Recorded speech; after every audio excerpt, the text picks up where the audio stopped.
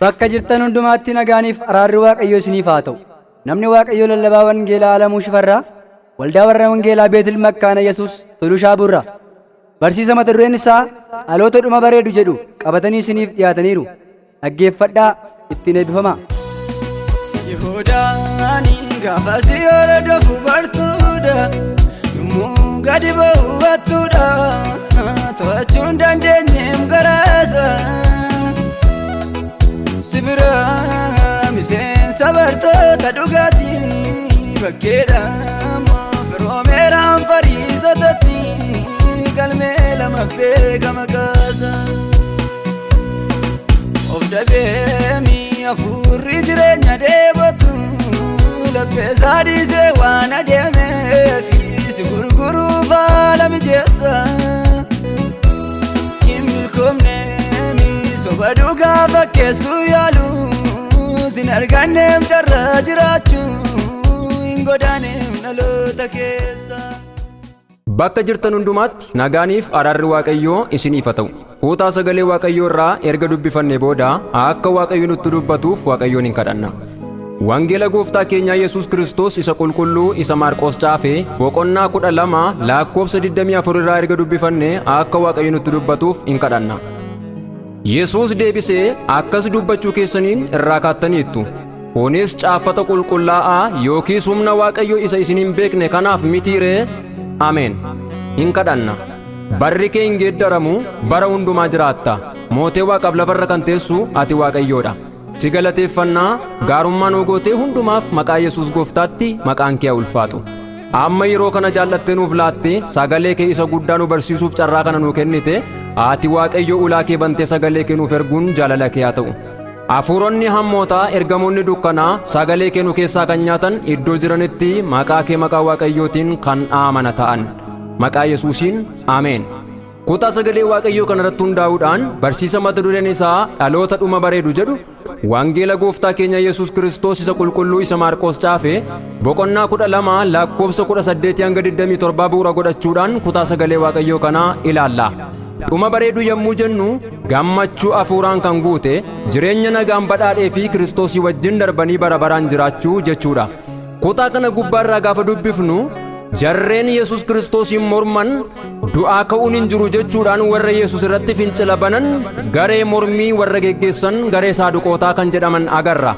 Isaanis gaaffii isaan fudhatanii fuula Yesuusin dhaqan kun gaaffii irraan gaarii fakkaatu keessaan summiin kan guute gaaffii hamaa fi jal'aa fudhatanii fuula Yesuusin dura dhaqanii Museen seera keessatti nuuf caafee akkuma jiru namni tokko fuudhee utuu dhala hin godhatin irraa yoo du'e seera isaa keessatti Museen nuu caafeera obboleessi isaa itti darbee obboleessa isaatiif sanyii dhaabu jedheera. Egaa obboloota nama torbatu turani isaan keessaa inni hangafni dubartii tokko fuuchuudhaan utuu dhala hin godhatin ishee irraa ni du'e. Akkuma kanaa itti darbee obboleessi isaa inni lammaffaan ishee ni dhaale. Innis utuu ishee irraa dhala hin godhatin ni du'e. Haa ta'u iyyuu malee dabareedhaan torban isaaniiyyuu akkuma kanaa itti darbanii ishee fuudhaniiru. Dhuma irratti garuu isheenis addunyaa kanarraa du'aan boqotteetti. Egaa guyyaa du'aa ka'uu sanatti isheenuu nama torban kanaaf haadha manaa taateetti eenyuuf haadha manaa jedhamtee waamamtii jedhanii Yesuusin gaafatan. Yesuus garuu jara of hin agarre kanatti deebii cimaa fi jabaa hubachuu akka isaan danda'anitti kutaa sagalee Waaqayyoo irratti hundaa'uudhaan deebii cimaa jara kanaaf deebise. Dhuma bareedu yommuu jennu gammachuu hafuuraan kan guute jireenya nagaan badhaadheef Kiristoosii wajjin darbanii bara baraan jiraachuu jechuu akkuma ta'e ilaalleerra. Egaan dhumni namaa attamitti bareeduu danda'a? Of ilaaluudhaan dhumni namaa bareeduu akka danda'u sagalee Waaqayyoo kanaan wal qabsiifnee ilaaluu hin dandeenya. Iji ittiin ilaalanii dhuma ofii bareechifatan ija foonii utuu hin ta'in ija keessaati. Of ilaaleen keessatti of argan macaafa qulqulluu qofaadha. Yesuus saaduqoota kanaan akkas dubbachuu keessaniin irraa kaattaniittu jedha. Wangeela Maarqos boqonnaa 12 lakkoofsa 24 gubbaarraa. Kan inni akkas jedheef caafata qulqulluu fi humna Waaqayyootti waan isaan hiyyoomaniifi. Namoonni kun beekumsa malee warra beekamanidha. Namoota akka kufan osoo hin beekin jirra ofiin jedhanii of gowwomsanidha. Namni ayyaana Waaqayyoo fi caafatatti hiyyoome ofiis badee nama kan biraanii balleessa. Rakkoo fi balaa guddaan kufuu osoo hin taane kuufaatii sanarraa barachuu dadhabuudha. Namni bitaa itti galee ofiif qeeqamuu hin barbaadu. Garuu rakkoo nama kan biraa dhaga'ee odeessuuf ni garmaama yookiis ni ariifata. Namni sirriin garuu nama ofiisaa barbaade ofiisaa wajjin walga'ii taa'ee dhuma isaa argee nama dhumni isaa badeef hojii gaarii hojjechuudhaan nama tajaajiluun gara daandii Waaqayyootti nama deebisee nama dhuma namaaf bareechuudha. Waaqayyo nama isa duukaa buusuu keenya dura ofii keenya akka nuti isa duukaa buunu barbaada. Yesuus saaduqoota sanaaf dhugaa jiru lafa kaa'eef malee dhuba dubartii sanaa itti hin himne. Dhugaan inni lafa kaa'eef du'aa ka'uu booda akka ergamoota Waaqayyoo warra Waaqarraa ta'u malee fuudhuunii fi heerumuun hin jiru jechuudhaan jara kanatti deebii jabaa deebise.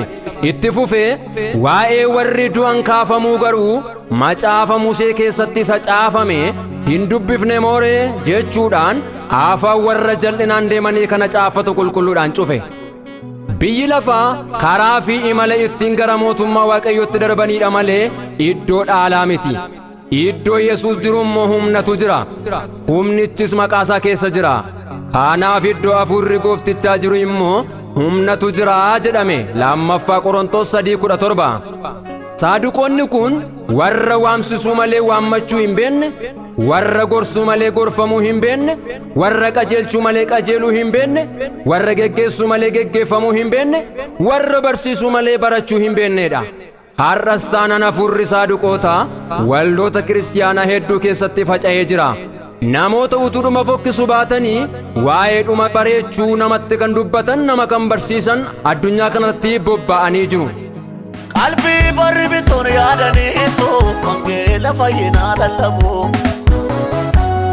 Hojii abiddi fixuuf kaataniitu ijoolleen keewumaa dadhabu. Galgala fokkisaa baataniitu karaa jireenyaa namatti himu. Dhaloonni seenaa wallaalaniiru dhungatiin kaabara akkas cimu. Imala gara samiitti godhamuuf kallattii kan nama qajeelchuu caaffata qulqulluu qofaadha. Namni hojii Waaqayyoo hojjetu qajeelcha kan nama gaafatu yoo ta'e ofiis badee dhaloota kan biraa rakkoo keessanii buusa. Macaafa qulqulluu keessaa waan godhan kamitti Waaqayyoon qajeelcha kan gaafatan danuutu jiru. Namni Waaqayyoon gaafachaa deemu mo'achaa lalisaa injifachaa adeema.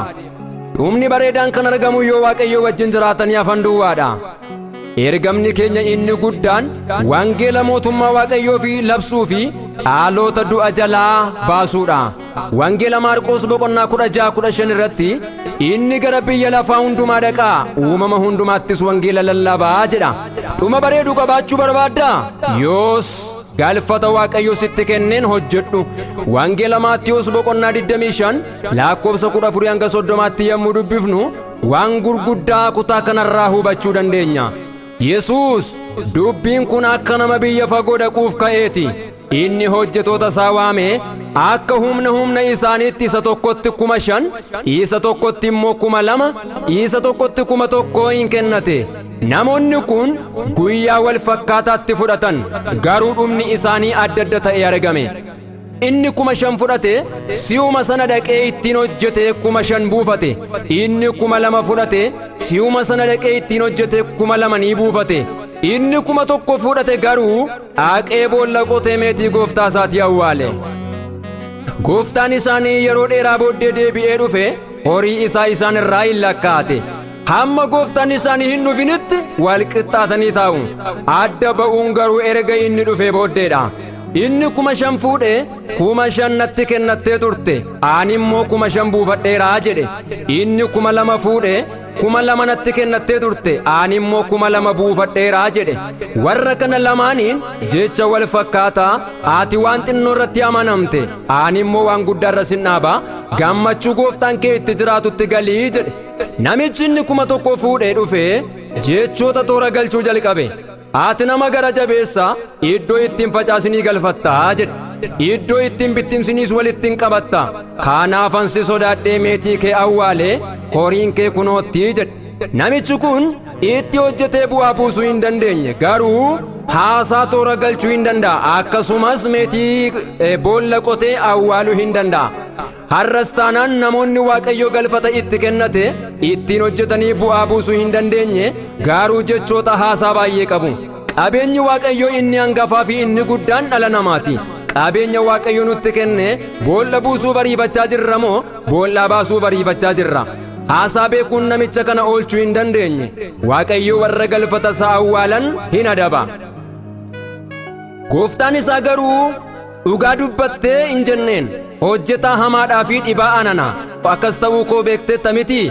Ati meetii koo warra bu'aa buusan bira anaaf kaa'utu sirra ture. Ani immoo deebii kootti dhalaa wajjinan fudhadhan ture jedheen. Battaluma sana gooftaan isaanii labsii ariifachiisaa baase. Egaa meetii koo isa 1,000 hirkaanaa fuudhaa, isa meetii 10,000 qabuuf kennaa jedhe. Lakkoofsa 30 irratti garuu dubbii jabaadhaan waa'ee namicha kanaa goolabe. Hojjetaa isa waa'ee hin baafne kana dukkana isa alaatti darbadhaa, achitti namoonni hin boo'u, ilkaanis hin qaruu jedhe. Har'as taanaan waaqayyo galfata isaa warra balleessan irratti labsii hatattamaanii baasa. Galfata sitti kennamee barbaadi. Waan awwaalte boollaa baasi. Waan sirkatti cabe wal'aani. Waaqayyo dhuma kee gaarummaadhaan goolabuu barbaada.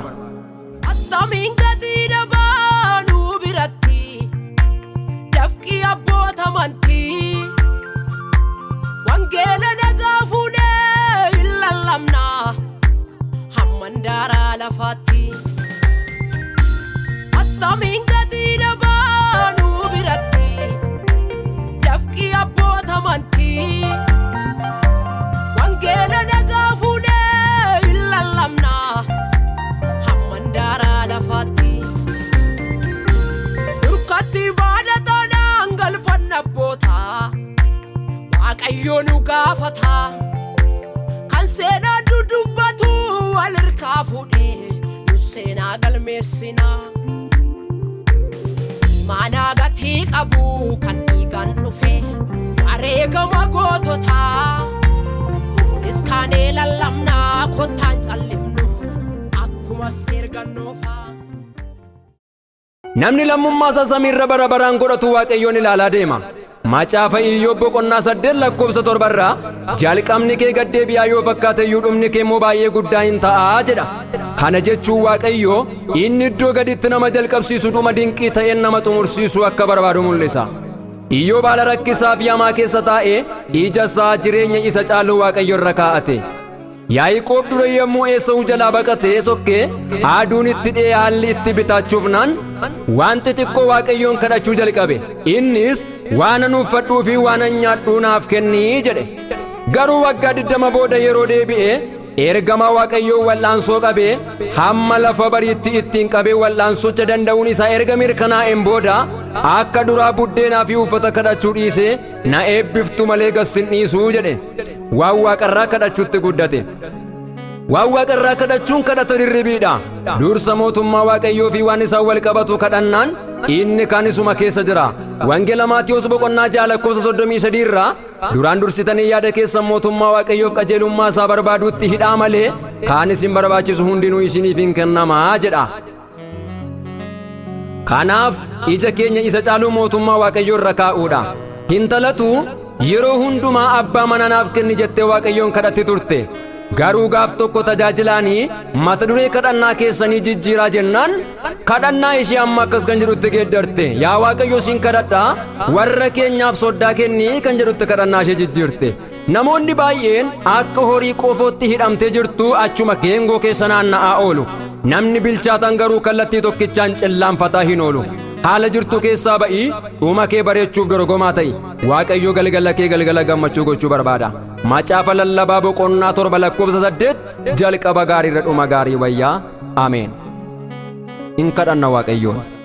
Gooftaa guddaa taatee bara hundumaa kan jiraattu ati waaqayyoo keenya si galateeffannaa karaa ilma kee karaa gooftaa keenyaa Yesuus Kiristoosiin galanni siif haa ta'u. Jaallattee waa'ee dhuma keenyaa kan nutti dubbatte galgala keenya bareechuu kan barbaaddu ati waaqayyoodha. Dhumni keenya dhuma bareedu ta'ee nuuf haa argamu. bara seexanni dhuma dhalootaa fokkisiisaa jiru, bara seexanni galgala dhalootaa fokkisiisaa jiru, galgalli keenya ammanni inni caalu inni waaqarraa si biratti nuuf haa bareedu. Ergamoonni bara kana keessa gadhiifamanii galgala dhalootaa balleessaa jiran, bowwaa du'aatti dhaloota naqaa kan jiran, qalbiitti sammuutti haalatti dhaloota kennanii dhaloota mana galgalaa dhoowwachaa kan jiran, aangoo waaqummaa kee Yesuusiin iddoo jiranitti kan rukutaman ta'ani. Ayyaanni kee nuuf haa baay'atu maqaa Yesuusiin ameen. Biyya abdii koo sanaa utuun ga'ini karaa takkan hin hafne na gargaari waaqa koo jalqabeen jira kaachoo haara galfii hin qabne dorgommee koddaan kutee deebi'ee jennaan bu'aa maalii naa qaba miilla deemsa dadhabee gattaa'uuf gamu siitu wallaana caba. Biyya abdii koo sanaa utuun ga'ini karaa takkan hin hafne na gargaari waaqa koo jalqabeen jira kaachoo haara galfii hin qabne dorgommee koddaan kutee deebi'ee jennaan bu'aa maalii naa qaba miilla deemsa dadhabee gattaa'uuf gamu siitu wallaana caba. Na gargaari biyya koo tangala Yerusaalem mana koo galgala. Na gargaari biyya koo tangala Yerusaalem mana koo galgala. Na gargaari biyya koo tangala Yerusaalem mana koo galgala. Na gargaari biyya koo tangala Yerusaalem mana koo galgala.